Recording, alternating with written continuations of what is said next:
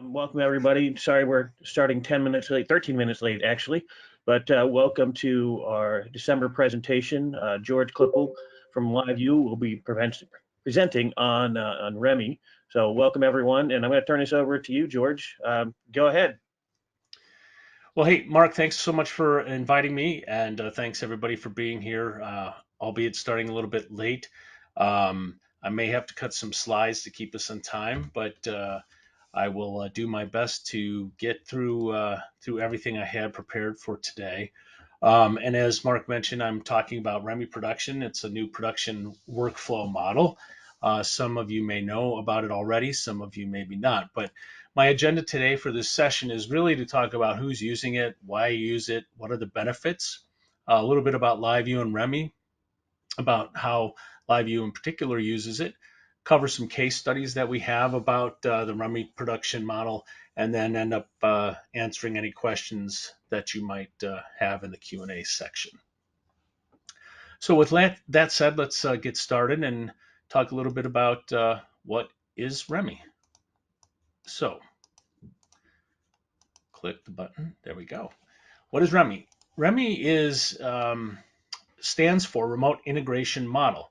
It's a strange name, but it's been around for quite a while. Actually, mostly used in the sports, or started really in the sports world, if you will. It's also been referred to, or you may have heard it be referred to as an at-home production model or remote production model. But REMI really allows live content to be streamed from a remote location anywhere in the world, and uses your existing studio control room to do the switching, the graphics, audio, replay, all of that. Essentially all the things you would normally do if you had rolled a complete production truck on site. That's what it's all about. So it's essentially take your cameras out to the field, and that's all you take out. Send those signals back to a control room somewhere, to a TV studio, what have you, and do the production that way. And who uses REMI today? Well, in the last 5 years, or really 4 years, and in particular during COVID times, pretty much everybody. It's really taken off like a hockey stick, if you will. News uses it. They use it all the time. This is an example when the volcanoes were going off in Hawaii. This is a photojournalist using a LiveU pack to send a signal back to 30 Rock in New York. And that's a perfect example of REMI, right? They're sending a signal over IP all the way back to New York and 30 Rock, where they're switching it into the broadcast news. Extreme productions, like the Spartan races, where they're covering people out that are in the middle of the mountains, running around, doing crazy stuff, like carrying sandbags and logs and whatnot. And, you can't run around with a production truck or a SAT truck following everybody, so they do it in the field with portable equipment, and they're sending signals back to a main control room. Sports, as I mentioned, they really started the REMI production workflow. Golf, in particular, is a big user of REMI production. Special events, many special events will, put together a REMI model, and you'll see all sorts of special events. We'll be talking about one in particular that just happened in Philly 2 weeks ago in a little bit. Education, especially broadcast journalism programs, athletics, they use this REMI model all the time. And last but not least, among others, but live entertainment. So live entertainment is huge for REMI models, and we're talking about, small 100-seat room concerts or comedy clubs in places where Rick would play, all the way up to big concert stadiums that hold 100,000 seats. Now, you may be familiar with the old way of doing things, at least I am, telling my age a little bit, but you used to be taking out fly kits, right? You'd have shipping and travel costs, and you'd take a fly pack out, you take all your cameras, all the gear, all the people, you'd send your crew, you'd put up your crew in a hotel, you'd feed them, and you'd do all of that, right? You'd have Ethernet drops that you'd have to bring in, maybe fiber drops, all of those costs. Let's say you were doing a multi-camera shoot, you'd have cables that you'd be running throughout a venue. You'd have, potential damage to your gear during shipping or even on site in some cases, dealing with on site or off site IT people and associated costs. Rolling in a satellite truck, maybe dealing with Windows and for sat time and the cost of all of that and the engineers to run that. And that's, one of the things that you used to do and used to deal with. And that kind of equated to burning through cash, right? And one of the benefits of this REMI workflow is you don't have to burn through all the cash, right? The cash that you used to burn through is essentially going back into your pocket. Because some of the things that we found out during our research are you end up saving a lot of money.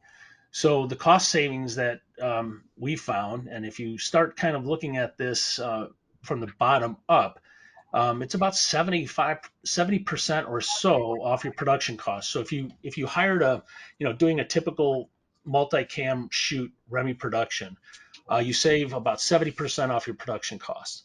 So we're talking about no sat trucks needed or uplink or downlink time, no on-site production truck or locations needed, reduction of on-site personnel travel, equipment shipping expenses, all of that. So if you estimate that we hire a third-party production company to do it, and we have on-site personnel and travel expenses, equipment and transmission costs, that's around 10 grand. If we do it with an on-site production company with satellite, we reduce that cost slightly. But if we do at home or REMI production using LiveU, you can really see a significant savings when you're using IP or bonded cellular over what you would typically use, again, when you're hiring out third party or doing it through satellite.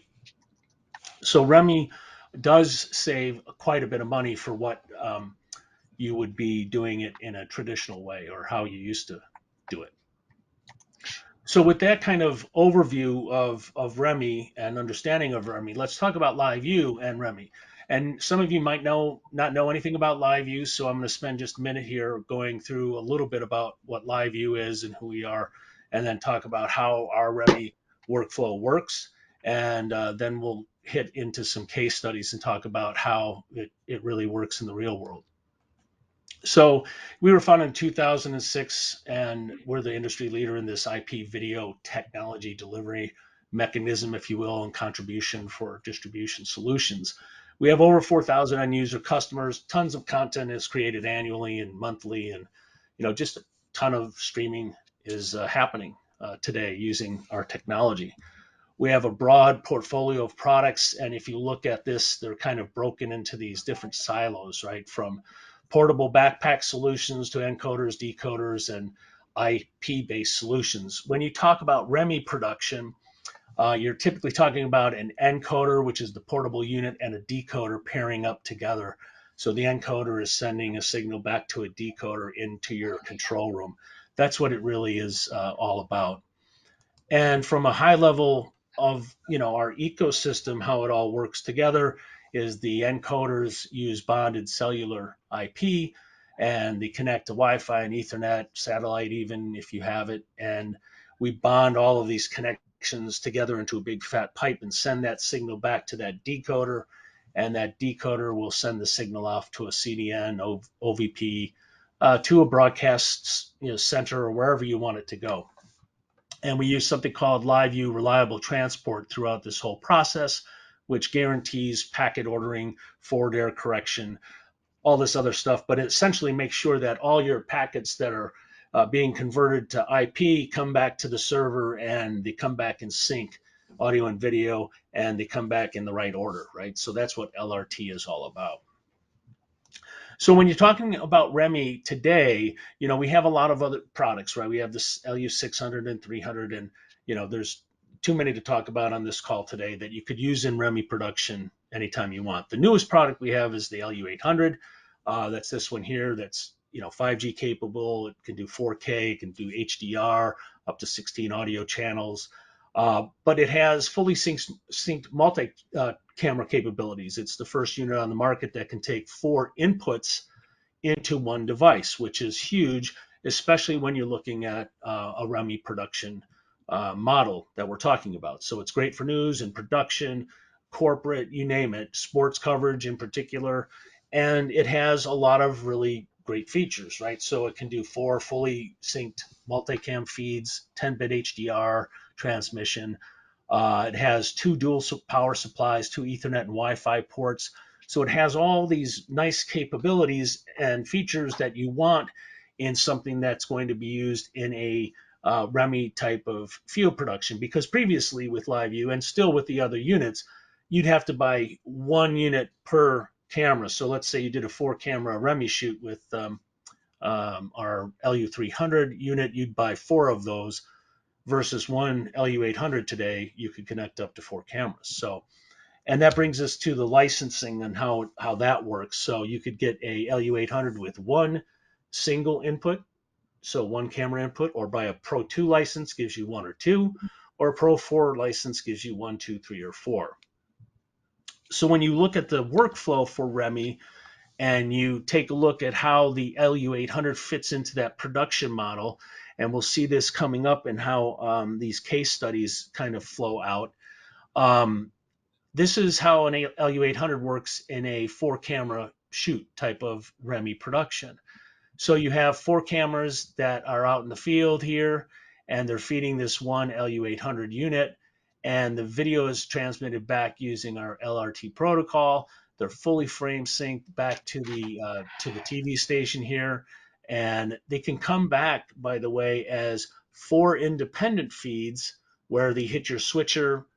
We output SDI, we output NDI natively, and they can come into your switcher environment, and you just switch them camera 1, camera 2, 3, 4, take 1, take 4, take 3, however you want to do it, just like if you were live on site.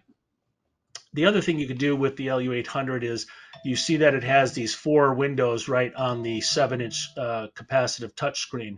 In the field, if you wanted to, you could actually switch the cameras by touching those interfaces on the LU800 unit itself. So you could send, instead of 4 independent feeds back to the server in the station, you could send a switched feedback right from the field back to the control room. The other thing that is nice with the unit and can really increase how you do your REMI type of productions is you can stack these units as many as you want, which makes it nice for bigger productions. So in this case, this is more like of a sports type of scenario where you have, let's say, 8 cameras or 7 cameras. You could stack 2 LU800 cameras units and take multiple cameras, let's say from a field, from your hosts that are on set, local to the venue, and you have multiple LU800s connected, again, transmitting back to the same control room. And we're using something, a lot of people ask about syncing in REMI, and that's really, really important. And something you should always be cognizant of, right? That's super important in any type of shoot. But LiveU uses something called precision timing, and it's a wireless capability, a wireless syncing capability between all of our units. So what we do is we set our units, the delay is set to the same time, and our delay can be set down to 0.8 seconds, so it's sub-second delay, better than satellite, all the way up to 20 seconds. As long as that delay is set to the same on every one of your encoders, those signals come back to the control room, fully synced to the server, and your server synced to clock back in your your control room. So everything is fed back correctly, arrives back to the studio or in your control room in sync. So in that REMI type of workflow, you want to make sure, again, that everything comes back in sync, and we use LiveU precision timing for that. And last on this slide, before we move into the case studies, there's other production sets of tools that are nice to have on these REMI types of shoots. So we have things like tally light, we have video return, so you can have a return feed coming back to the field to your talent. We even can send teleprompter to the field if you want. We have 2-way audio connect, so you could be having a feed to your camera person or your talent. And those are all things you should be considering when you're setting up your REMI workflow if you haven't done it before. And again, it's really important that you are supporting those people that are in the field doing REMI for the first time in particular, because it is a bit of a change. because normally, and remember the old way, you'd take the whole kit and caboodle from your control room, pack it all up into these, fly packs, ship it all out to the field, and you'd have everything there, right? Now you're sending just the camera and you're sending out a backpack. And if you can add tally to it or add video return to it, it's something great to have for those people in the field so they can really have the experience of, really having a production environment that's supporting them from miles away or across the world or somewhere else, but have it feel like they're right there with them. So I want to segue now to a couple of case studies to show you kind of how this works in the real world. The first one I'm going to talk about is with Toyota North America. So this is the car manufacturer that's based out of Plano, Texas. They have a bunch of our units, a couple of 600s and 300s, and a couple of quad servers. But Toyota uses it for a couple of different use cases. A lot of internal and external communications, majority of internal communications. But one unique case study of how they use it is every quarter they go around to a different manufacturing plant. And they have about 9 of them throughout the US and Canada. And in this case, we went with them on a plant tour to Georgetown, Kentucky. And on this map here, these facilities they go to are massive. They're 8.1 million square feet, about 169 football fields. And what they do during these plant tours is they provide a stream to the global audience, all the employees, and they go around to these stations, these different stations. That's what this map is showing, these little drawings here, this little drawing with the arrows. And they go station to station, and each station supervisor has a setup and a whiteboard, and they talk to the camera and tell the executives and all the other employees how they've improved at that plant from the last time that they visited, what they've done to improve cutting costs or improved a manufacturing process to make things better, faster, simpler, easier, etc. And this gets, again, broadcast globally. And what they're doing is, in this case, this plant was in Georgetown. The Toyota control room is back in Plano, Texas. So they're sending the feed back to the control room, and this is a control room like you'd find in any, broadcast station. It costs around $1 million. It's all based on Ross equipment, so they have a full, expression system in there, and all sorts of, they've got a replay system, they've got audio, they have everything that you could think of. But they're sending the cameras back to the servers that are in the rack, the LiveU servers. They take the feeds back, they switch everything live, and then they send it out across Toyota's intranet for everybody to view their private intranet. And this is what happens on the show floor. They're running these dollies, these little tripods. They put them, if you can see here, they put them on wheels. And they take the cameras in the backpacks and they go station to station. So somebody may be in the engine area, somebody may be over in paint, somebody may be over in the brakes or whatever. But then everything goes back to that plant and or Plano, and it's switched live on the fly. They add the graphics, do the audio mixing, do everything, and then again push it out remotely. And before, they used to have to go to each station, each plant. They'd bring a full satellite truck in. They'd bring full crews in. They run Ethernet cables. They'd have to actually shut the entire plant down because they're running cables from the floor out to long cable runs all the way out to the sat trucks, wired, and have to shut down the plant for safety reasons. Now this prevented them having to do the sat truck. They didn't have to run cables. The plant could stay open operational while they did this. So it was a huge, tremendous cost saving for them to do this REMI type of production. Now, for all you folks that are in Philly, this is probably near and dear to your heart. We just did a big event 2 weeks ago with Broadcast Management Group. They used 2 of the LU800 units with the Pro 4 licenses and a couple of quad servers. This was the reboot or remix, if you will, of the director's cut of Rocky IV at the Philly Film Center. I don't know if any of you went, but it was really cool. They did a 20-minute pre-show, and then that followed by a 25-minute Q&A session with the writer and director, Mr. Sylvester Stallone. And then the film was then rescreened to audiences in 700 Phantom event theaters across the U.S. And, this was massive. It was one of the coolest events that we ever worked on. And how they did this one was they had a producer, director in Philly, and a team there producing everything and the cameras and everything else. They had a Ross expression operator in Chicago. And then they had in their broadcast facility that they have out in Las Vegas, a TD audio director, sat operator, and everything else in Las Vegas. So the producer and director and everybody in Philly and the cameras and everything else was being sent back all to Las Vegas. The Ross expression operator was controlling the expression system remotely from her home in Chicago. And in Philly, again, they were taking the 8 different cameras that were in this auditorium and sending it to the LU-800s, which are here in the broadcast management group's truck, which was this mobile REMI unit that they have. And here's the producers and directors, and the 8 cameras came into the 2 LU-800s with the 4 inputs, and they were calling the show and, take camera 1, 2, 3, 4, up to 8, etc.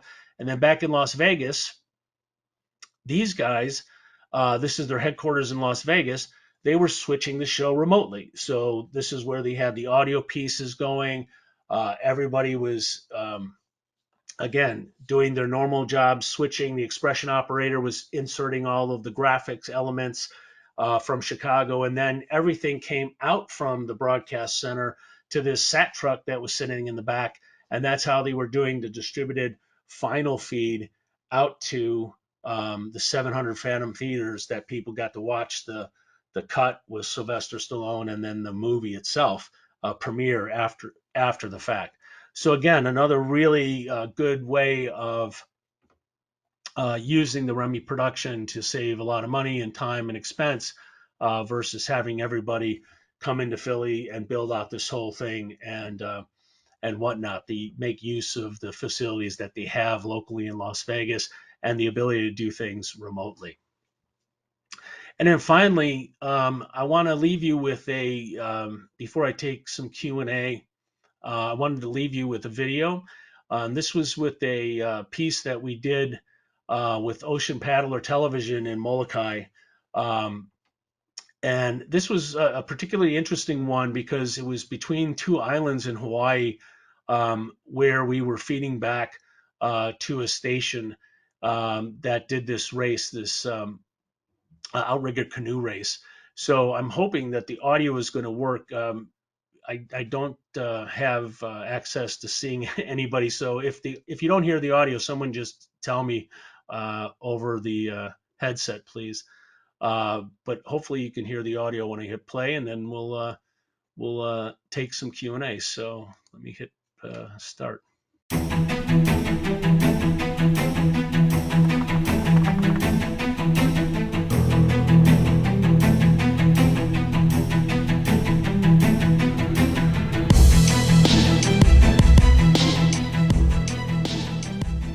The Molokai Hawaii is the world's oldest 6-man outrigger canoe race, 67 years.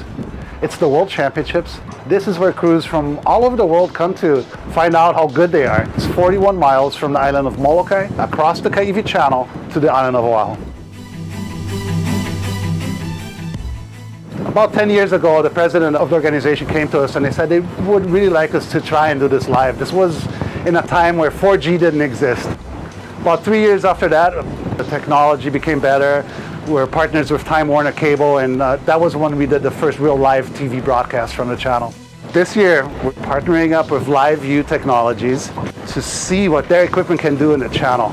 Adaptive bitrate, 4G technologies, bonding up to 12 modems into one feed. It's just, we're in the middle of the ocean, we're in the middle of nowhere, and we're pulling signals where other people cannot even use their cell phone. This race is broadcast live in Hawaii. It is rebroadcast live in Tahiti. It's a worldwide webcast. It's a social media cast. The viewership for this race is tremendous. Our role with Ocean Paddler is to manage all of those bonded cell connections from the start line to the finish line, all the way through the race. The big challenge with this particular show is that the boats themselves, there's a lot of waves out there, there's a lot of motion and movement. We wanted to make it as seamless as possible for them. So we control everything in the control room. I, on the field, don't have to worry about too much. I can just plug it in, turn it on. I don't have to try to figure out and troubleshoot problems. Like, they're able to work on it while I'm concentrating on getting the shot down here. So this is one of the great things about LU Central, LiveU's control platform, is that we can talk to all those remote units from a single control location, which means that we don't have to have a lot of tech personnel out in the field. LiveU's reliable transport technology, the LRT, has been a game changer. Regardless of how data conditions fluctuate, you know that the reliability of your signal is always going to be top-notch. And the support that we receive 24/7 from LiveU is absolutely stellar. That's been something that's been a lifesaver for us. You've had many people out there in the community that have often wondered what actually happens during a channel. The next thing to experiencing it is seeing it live, and because of TV, through social media, you can actually feel it and get a sense of the challenge that exists, and it's just broadened the involvement in the sport far beyond just the paddler. Now we get to bring more people in, more people can appreciate it, more people can see paddlers from all over the world, their families too, get to be a part of this as well. And so that inclusion, I think, is a beautiful thing. Having LiveU on our side this year is tremendous, and we're driving the Ferrari of the industry.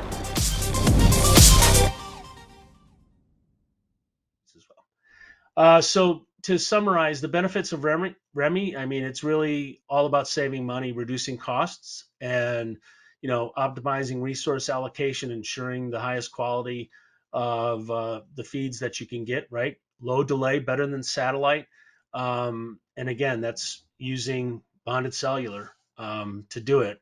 But it's really that 70% off your production cost. That's the thing. That's the bottom line number that you want to really look at, I think, when you're talking about looking at doing a REMI type of production versus considering doing a fly pack or rolling a truck out or what have you. And the last thing that I didn't have listed here, but is also important. There's a lot of times that people will go and look at doing a production, and there's times and places where a sat truck can't even get into.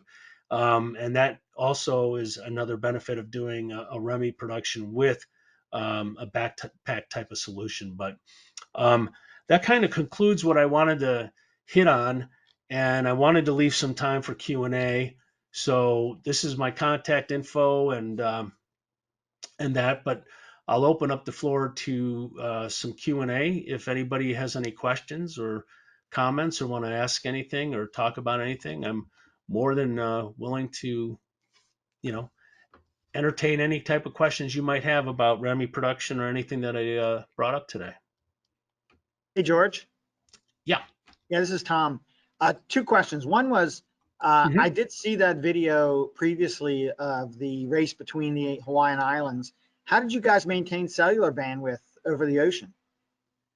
Yeah, so we had we were using LU600 units during that shoot, and we also had an extender that was in a helicopter, and so that's how we maintained it during that piece between I think it was Molokai and Oahu. There's a very short piece of about I want to say maybe a quarter, maybe a half a mile, where there's no real good cell service. It drops down to almost nothing, but the extender was able to help us, which is a different product that we sell.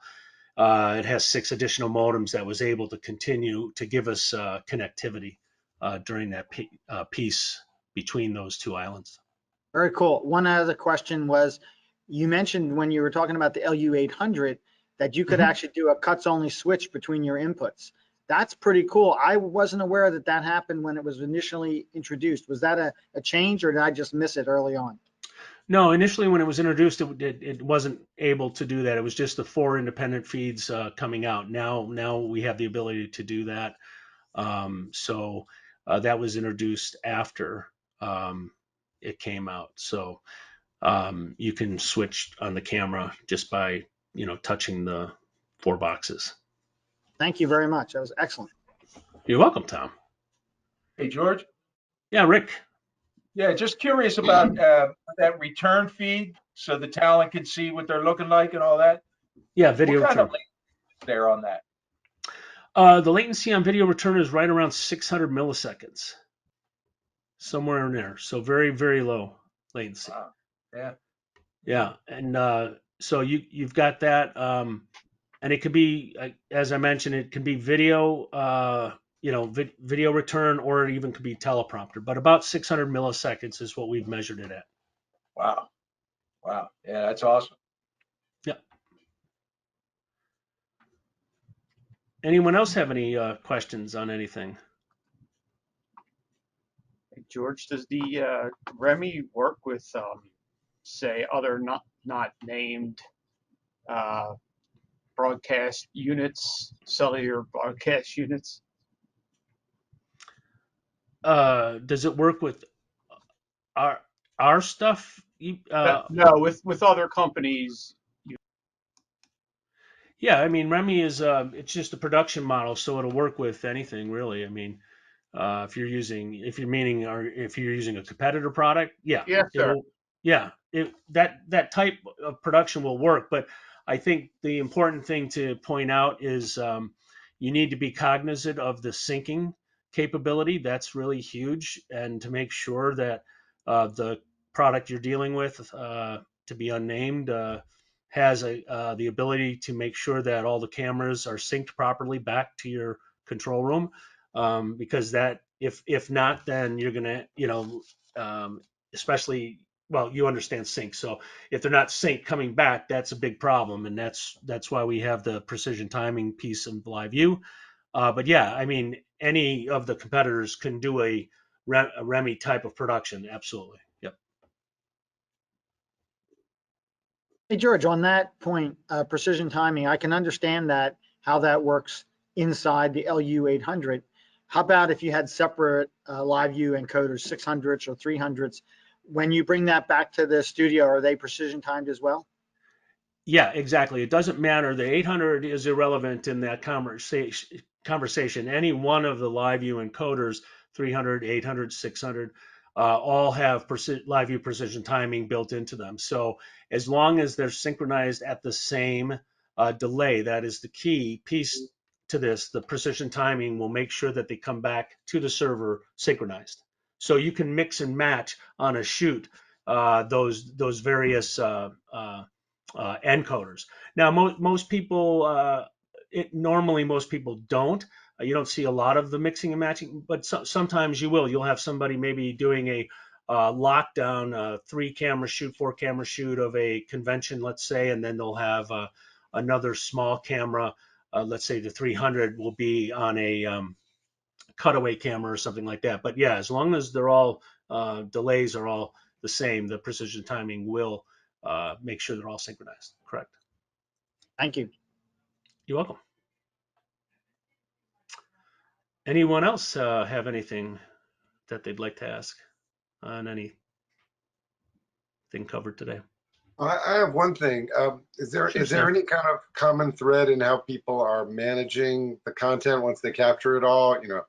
Obviously being with XLAI, I'd be interested in the back-end media management implications of this, but it seems like this is pretty comparable to what obviously major broadcasters used to do, but you can do it on a much smaller budget. Yeah, that's an excellent question, Sam. I mean, it's kind of like the Wild West out there. There's no consistency. It's funny. People are using homegrown solutions. They're using your product. They're using all sorts of things that we see out there from a media management standpoint. But from a LiveU standpoint, we get everything back to the server. Our server has 2 terabytes on it, and it's really not made for media management. We typically put a watch folder on it, and we send the files to wherever they want the files to go to a NAS storage system, to another management system like yours or somebody's, and that's what we do. So we'll store and forward to our server, or when we stream to it, our written files will stay there, but no one uses ours to edit off of, to store for long periods of time at all. But yeah, it is kind of funny. We still see a wide variety of like the Wild West out there for that. It is for sure. Yeah. Yeah. But great Cool. question. Anything else from anyone? Well, I guess I'd like to leave with this final comment. I think at the end of the day, regardless of what you use or what you're doing, this REMI model, that really started, as I said, in the sports side of things, is really taken off like I mentioned early on, like a hockey stick. It's not going away, and if you're talking to customers, if you're a customer, or if you're thinking about budgeting projects and using projects, it just makes sense to do it this way. It saves so much money. And I can't think of, I'm coming up on my 6th year here at LiveU now, and I can't think of almost anyone who's on a regular production company, or even in the corporate sector anymore, that is really trying to go out and do these fly packs and kits and build kits anymore. It's really all of them are trying to keep everything in-house and spend as little much going out, if you will, into the field as possible. And this REMI solution just works, and it's rock solid now. And that's, in the beginning, maybe there might have been some hiccups and pieces that weren't working, but it's a rock solid solution that really just works and saves so much money for your clients. It's just an amazing piece. And again, it just moved out of sports so quickly that it hit production, and now we see corporate using it constantly, and it just keeps going to all these different verticals. So it's a great production model, and we see more and more people using it. So, and I thank you guys for having me.